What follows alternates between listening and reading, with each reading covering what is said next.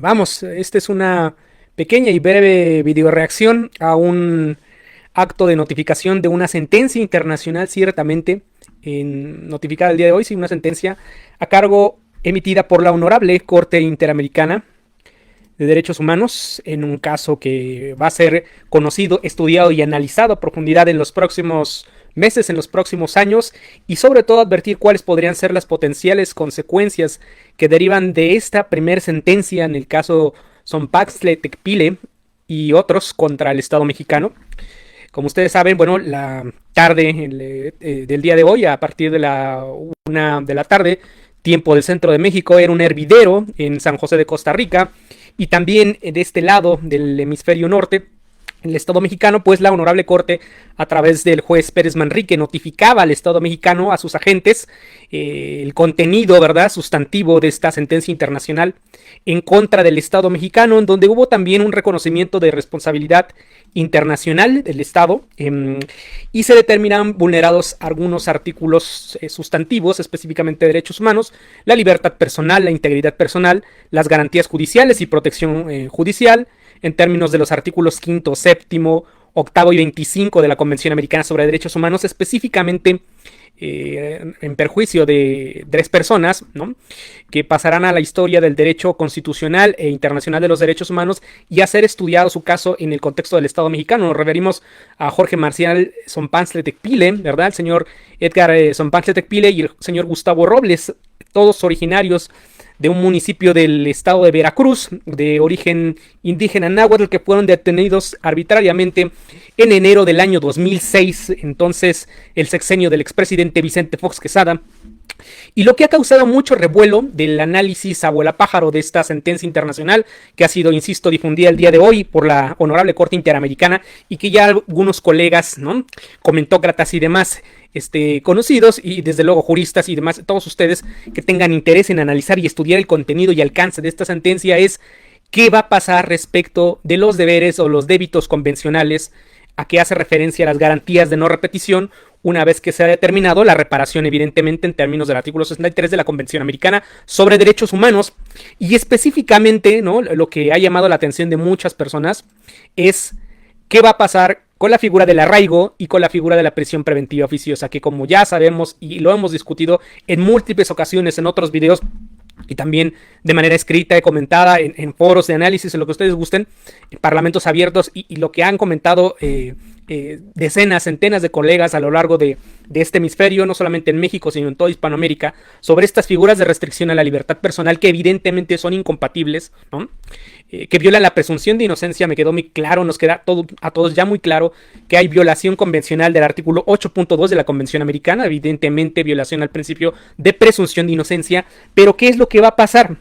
Yo quiero llamar mucho su atención, sobre todo en el contexto en el que se da el caso, y sobre todo la normativa aplicable o que se aplicó en ese contexto de violaciones convencionales. Nos hemos emocionado mucho sobre si esto alcanza o no para modificar la Constitución mexicana. Parece que en una primera lectura, abuela pájaro, quizás la emoción nos gana, nos desborda, y podemos considerar que puede resultar beneficiada la Constitución al verse reformada por un pronunciamiento de la Honorable Corte Interamericana. Pero si analizamos ya con lujo de detalle y lupa lo que exactamente falló la Honorable Corte, este Tribunal Internacional, observaremos que los hechos del caso, insisto, tuvieron lugar en el año 2006, antes de que la figura del arraigo evidentemente hubiese alcanzado el rango constitucional. Ustedes recordarán que efectivamente el arraigo como figura preprocesal de restricción a la libertad personal fue constitucionalizada hasta el año 2008. Las normas que se verificaron como incompatibles o violatorias del Pacto de San José eran normas derivadas efectivamente de la Ley Federal contra la Delincuencia Organizada del año de 1996 y el entonces Código Federal de Procedimientos Penales. Pero, desde luego, la emoción nos desborda, y viendo el análisis comparativo, el contraste convencional, ¿de dónde advertimos o de dónde puede variar esta idea, abrevar esta idea que todos estamos comentando, algunos colegas y juristas muy destacados, constitucionalistas e internacionalistas? Pues bueno, esta idea deriva efectivamente de algunos párrafos que la Honorable Corte Interamericana tuvo bien a partir del párrafo 211 de la sentencia, que, insisto, ya está disponible para cualquier persona que la pueda o que desee consultarla. Vamos a ello rápidamente porque sí me parece que hay que hacer una referencia del ámbito temporal, es decir, de las normas que estuvieron vigentes y que de alguna manera las figuras sustantivas, es decir, las restricciones a la libertad personal, en este caso, ¿no?, pudiésemos decir que sí se ven beneficiadas de una interpretación convencional en el ámbito de la sentencia de la Corte Interamericana y alcanzar muy posiblemente todo el ordenamiento jurídico. La Corte Interamericana evidentemente hace un trabajo muy pulcro para identificar cuáles eran las figuras que estaban vigentes en la época en la que sucedieron los hechos, estas violaciones a los derechos humanos en sentido estricto, insisto, en el año 2006, antes, desde luego, de que estuviese constitucionalizada la figura del arraigo, que fue en el año 2008. Entonces se aplicaron como normativa, vamos a decir legal, insisto, la Ley Federal contra la Delincuencia Organizada, específicamente el artículo 12 y el artículo 133 bis del Código Federal de Procedimientos Penales, vigente en la época de los hechos, en enero del año 2006.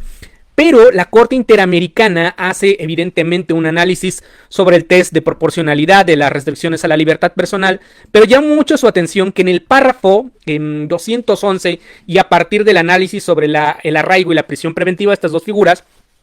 sí menciona lo siguiente. Voy a leer literalmente lo que dice la Corte Interamericana. Bueno, digo, insisto, la sentencia está fresquecita y en uno que le gusta este tipo de temas y uno la devora y la analiza y ya tenemos las notas, les prometo que en el futuro haremos videoanálisis para el canal, pero sí quiero dejar muy en claro, porque empieza a haber confusión sobre si alcanza o no alcanza una eventual reforma a la Constitución, a los artículos 16 y 19 de la Constitución vigente, evidentemente. La Corte Interamericana, pues básicamente dice en el párrafo 211, que estas problemáticas, es decir, ¿no?, las finalidades a las que se aplica, por ejemplo, el arraigo y la figura de la prisión preventiva en su modalidad oficiosa, que tienen que ver con el éxito de la investigación, la protección de personas o bienes jurídicos, no constituyen finalidades legítimas. Hace un análisis sobre cuáles sí, cuáles no. Pero señala la Corte, dice, esas mismas problemáticas se reiteraron en la redacción del artículo 16 de la Constitución Federal. Párrafo 214, mucho ojito con esto. El arraigo y la prisión preventiva oficiosa, ¿no?, a los hechos del caso ha variado. Para esta Corte no cabe duda que los aspectos que la hacen incompatible con la Convención Americana, según lo señalado, persisten en su actual redacción. Entonces aquí es donde empezamos a analizar, vamos a decir así, el análisis mixto o integral de aquellas disposiciones que fueron aplicadas y por las cuales se terminó incompatible el arraigo y la prisión preventiva en la época de los hechos. Esto fue en enero de 2006, con un comparativo de lo que está en vigor actualmente en la Constitución, específicamente la Constitución y desde luego evidentemente la Ley Federal contra la Delincuencia Organizada y ahora el Código Nacional de Procedimientos Penales. Ustedes quizás pensarán, pareciera ser que es un control abstracto esta última referencia de que estos aspectos que hacen incompatible con la Convención Americana persisten en su redacción actual. Evidentemente sí persisten, pero no hay un pronunciamiento sobre lo que está en vigor en este preciso momento. No obstante, de los párrafos 216 a 219, que es donde también me parece que hay que hilar muy fino, evidentemente la Corte hace una referencia a cómo se debe modalizar en el ámbito de derecho mexicano, es decir, cuáles van a ser los deberes que tiene que correr o que tiene que llevar a cabo el Estado mexicano. Y dice así la última parte del párrafo 216, el Estado deberá dejar sin efecto en su ordenamiento jurídico la normativa relacionada con el arraigo como medida de naturaleza preprocesal restrictiva de la libertad para fines investigativos. Muy bien, y ahora me dirán ustedes, bueno, ¿eso alcanza o no alcanza para una reforma a la Constitución mexicana? Desde mi punto de vista, yo podría interpretar que sí. Habrá otras personas que consideren que no y únicamente tiene que hacer referencia o para cumplir con el débito convencional derivado de esta sentencia, únicamente debe hacer referencia a normas o a reformas de carácter legal. Desde mi punto de vista y toda vez que hay un análisis, por así decirlo, semi-abstracto de la problemática que enfrentan estas figuras que aún persiste en la redacción vigente, tanto de la Constitución como de otra normativa que está vigente actualmente, me parece que sí hay elementos para considerar un débito evidentemente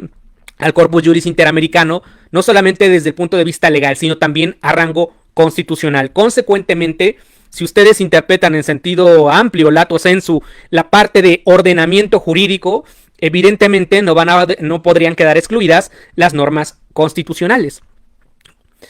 Y evidentemente, bueno, habrá que ver cuál va a ser la metodología en el ámbito del derecho nacional mexicano, del derecho doméstico, porque la Honorable Corte, pues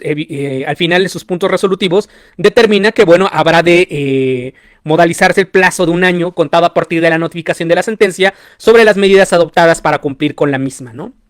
Y aquí quiero llamar su atención que evidentemente no es que sea 1 año en el que tenga que cumplir, sino las medidas que haya implementado el Estado mexicano para dar cumplimiento a, ¿no? No es una fórmula cerrada. Lo que de manera preliminar uno puede advertir, ¿no?, del análisis de esta sentencia, es que muy probablemente el alcance de la expresión orden jurídico, ¿no?, en términos del párrafo 216 de esta sentencia internacional, pudiera ser motivo de una solicitud de interpretación de sentencia a cargo del Estado mexicano. Bueno, ya lo veremos en su momento, ¿no? Y lo segundo que sí quiero llamar mucho la atención es el desarrollo que hace la Honorable Corte de este Tribunal Internacional, nuevamente insistir sobre el alcance del artículo 2 de la Convención Americana, y lo hemos dicho a lo largo de más, prácticamente, ya sé que parece una muletilla, ¿no?, pero llevamos bastante tiempo ya, bastante rato, mencionando que el artículo 2 de la Convención Americana, el deber de adoptar disposiciones de derecho interno, es una norma no solamente convencional, es una norma de rango también constitucional, al haberse incorporado al parámetro de regularidad y todo lo que ya sabemos desde un punto de vista teórico en términos del artículo primero, párrafo primero, segundo y tercero de la Constitución mexicana, ¿no?, la llave, la apertura vamos a decir, del bloque de regularidad, del bloque constitucionalidad de fuente internacional y todo lo que ya sabemos de la doctrina clásica, evidentemente también está incorporado el artículo 2 de la Convención Americana, y lo hemos de alguna u otra forma malentendido en México en los últimos, ¿qué les gusta?, también 5 o 10 años. Porque el control de convencionalidad no es solamente un deber a cargo de ciertos operadores jurídicos, ¿no? También corre a cargo de distintos órganos o autoridades que tienen o tienen la facultad o la atribución de ejercer, de impartir justicia, etcétera. Y desde el más alto nivel hasta aquellos que tienen atribuciones de legalidad, sin importar, lo hemos comentado en otras ocasiones, rango, materia, cuantía, etcétera, ¿no? Entonces me parece que aquí hay un llamado de atención para que interpretemos el alcance del artículo 2 de la Convención Americana en un sentido de que no solamente se trata de adoptar disposiciones en derecho interno desde un punto de vista, vamos a decir, legislativo, sino también jurisdiccional. ¿Qué es lo que queremos decir con esto? Este Tribunal Internacional, la Honorable Corte, manda un mensaje también a los juzgadores constitucionales para tomarse en serio esta frase ya de cajón muy trillada, ¿no?, de Ronald Working, para tomarse en serio el control de convencionalidad desde el más alto rango en la, vamos a decir, en la escala de adjudicación normativa constitucional, evidentemente, hasta otro tipo de juzgadores. Y parece ser que no estamos cumpliendo con el deber. Y ahora que nos vengan a decir que, bueno, hay violación al artículo 2 de la Convención Americana, no solamente por haber, ¿no?, emitido o por haberse expedido normas contrarias al objeto y fin del tratado, sino por no adecuar la interpretación constitucional adecuada para rechazar o para declarar la invalidez o inaplicar inclusive el contenido de normas constitucionales que tengan restricciones que no se apiaden de una interpretación convencional, lo que ya sabemos del control de convencionalidad. Entonces aquí me parece que también hay un llamado de atención bastante respetuoso. El Tribunal Internacional ha tomado nota muy atenta de lo que ha pasado en México en las últimas resoluciones, sobre todo en acciones de inconstitucionalidad, algunos amparos en revisión que por ahí ya hemos comentado, mucha gente ha comentado y analizado evidentemente, y la Corte, ¿no?, da un golpe sobre la mesa, llama la atención a las autoridades del Estado mexicano, insisto, de manera muy respetuosa, no solamente al Poder Legislativo o eventualmente al órgano reformador de la Constitución, sino también a los tribunales constitucionales y a los operadores jurídicos que imparten justicia. Se debe aplicar el parámetro o estándar internacional y convencional de conformidad con el principio pro persona. ¿No se ha estado haciendo? Bueno, pues aquí viene una sentencia muy fuerte, pura y dura. Ahora, evidentemente, y tal como ya lo han comentado otros colegas, leía algún comentario del maestro Simón Hernández, que mencionaba que efectivamente en esta sentencia no se hizo un análisis sobre el alcance de las restricciones constitucionales, y parece ser que también vendrá en el caso García Rodríguez y Reyes Alpizar algún pronunciamiento ya más acorde respecto de la figura de la prisión preventiva oficiosa. Pero sí llamo poderosamente su atención que esta sentencia analiza un parámetro de legalidad vigente en el año 2006 que no estaba constitucionalizado, pero que reconoce de alguna u otra forma la Corte Interamericana que estos vicios, ¿verdad?, convencionales aún se encuentran o están presentes en la legislación o en el orden jurídico vigente. Y por orden jurídico debemos entender esto en sentido amplio, desde la Constitución hasta la normativa de carácter legal, ¿no? Ciertamente. Aunado al deber de realizar el control de convencionalidad. Entonces, esto que comenta un servidor es básicamente una primera videoreacción de lo que podría venir. Este plazo de un año me parece que debemos de tomarlo para llevar a cabo un análisis de reflexión. De hecho, el contenido de la sentencia, el Estado mexicano se ofrece a plantear, ya saben, estas figuras de parlamento abierto una vez más para escuchar al foro, a la comunidad jurídica, a los abogados, litigantes y demás personas interesadas que puedan aportar elementos sobre cuál va a ser el desarrollo democrático para saber si se elimina o no esta figura de restricción a la libertad personal del orden jurídico mexicano. Ya saben, lo de siempre, ¿no? Vender esta idea del parlamento abierto y aunque uno vaya y haga su mejor esfuerzo y trate de explicar, pues bueno, luego a veces los diputados y los senadores están en otras cosas, ¿verdad? Y ciertamente el próximo año pues ya es un año electoral en pleno. El 27 de enero de 2024 estaremos a full on fire en el proceso electoral federal, que probablemente comenzará en septiembre de este año 2023. Entonces vamos a ver cómo se van a realizar las gestiones por parte del Estado mexicano, por parte de la Cancillería. ¿Qué es lo que va a pasar respecto de una eventual recepción de esta sentencia en el ámbito del derecho mexicano? Lo que ya todos sabemos o que ha venido sucediendo esta bonita tradición de incorporar en un expediente varios, ¿no? Que desde mi punto de vista académico hemos insistido, y esto desde el punto de vista del derecho internacional, que este tipo de sentencias son lo que se consideran como self-executing o autoaplicativas, y consecuentemente no es necesario que venga un actuario desde San José a determinarle al Congreso de la Unión, al Senado, a la Suprema Corte, cómo se tiene que aplicar una sentencia internacional, sino en el momento en que esta es notificada, dada a conocer, ¿no? Bajo el principio Iura Novit Curia, pues cualquier operador jurídico puede aplicarla al ámbito de su actual de función, respetando evidentemente las atribuciones y competencias constitucionales o legales, ya sea que se trate de control de constitucionalidad concentrado o difuso, ¿no? Lo que ya todos sabemos derivado de los precedentes del Tribunal Constitucional de la Suprema Corte. Pero en este sentido sí llamo mucho su atención que habrá que dar seguimiento si es que eventualmente no se presenta una solicitud de interpretación de sentencia de este caso sobre cuáles podrían ser los alcances en materia de garantías de no repetición en la parte de las reformas, sobre todo del orden jurídico, y si por orden jurídico debemos considerar tanto a la Constitución como a toda la normativa derivada, reglamentaria, ya sea sustantiva o adjetiva, ¿no? En este caso tratándose evidentemente de normas procesales, porque eran, vamos a decir, restricciones a la libertad personal. Y sobre todo, también hacer un llamado para que no perdamos de vista que próximamente también se estará dando a conocer la sentencia en el caso García Rodríguez y Reyes Alpizar, que ahí sí me parece que pudiera haber un pronunciamiento sobre el alcance de las restricciones constitucionales y evidentemente el debate, ¿verdad? Ciertamente, y ponerle un fin a ese debate derivado de la famosa contradicción de tesis 293. Vamos a esperar qué dice el Honorable Tribunal Internacional, pero en vía de mientras esta es una primera videoreacción, ¿verdad? De esta bonita sentencia, así que para que quede esto nada más en el tintero y a manera de conclusión, no, efectivamente de manera expresa no hay, vamos a decir, un párrafo en donde la Corte Interamericana determine que se tiene que reformar la Constitución, no lo dice así, habla de orden jurídico y entonces esto debemos de interpretarlo en el sentido amplio desde un punto de vista, vamos a decir, material y si ello incluye quizás la Constitución o normativa legal, ¿no? Eso por un lado. Y en segundo lugar, pues bueno, vamos a ver cómo se implementa esto en el ámbito de los operadores jurídicos en el día a día. Desde mi punto de vista, bueno, esto, insisto, nada más una opinión académica y a título exclusivamente personal y que no compromete la opinión de ninguna institución pública, académica, educativa, lo que ustedes gusten, lo que siempre mencionamos, es que desde ya se puede aplicar el criterio o el parámetro convencional derivado de esta sentencia. Desde ya, ¿no? No es necesario esperar a que haya, insisto, una tesis, un expediente varios, una recepción,